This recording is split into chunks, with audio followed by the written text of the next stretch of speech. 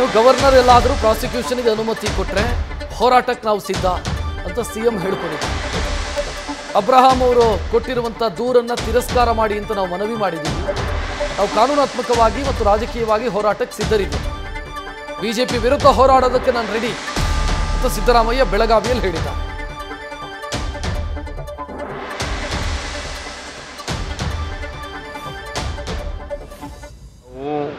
Withdraw ಮಾಡಬೇಕು, focus ನೋಟಿಸ್ನ ಅಂತ ಹೇಳಿದ್ದೀವಿ.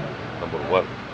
ನಂಬರ್ 2, ಅಬ್ರಾಮ್ ಅವನು ಕೊಟ್ಟಿರ್ತಕ್ಕಂಥ ಕಂಪ್ಲೇಂಟ್ನ ಅಪ್ಲಿಕೇಶನ್ನ ರಿಜೆಕ್ಟ್ ಮಾಡಬೇಕು ಅಂತ ಬರೆದಿದ್ದೀವಿ. ನೋಡು ರಾಷ್ಟ್ರ ಗೌರ್ನರ್ ಯಾವ ತೀರ್ಮಾನ ತಗೊಳ್ತಾರೆ ಅಂತ ನೋಡು. ಇನ್ನು ತಗೊಂಡಿಲ್ವಲ್ಲ ತೀರ್ಮಾನ. ಲೀಗಲ್ಲಾಗಿ ಫೈಟ್ ಮಾಡೋಕ್ಕೆ ತಯಾರಾಗಿದ್ದೀವಿ.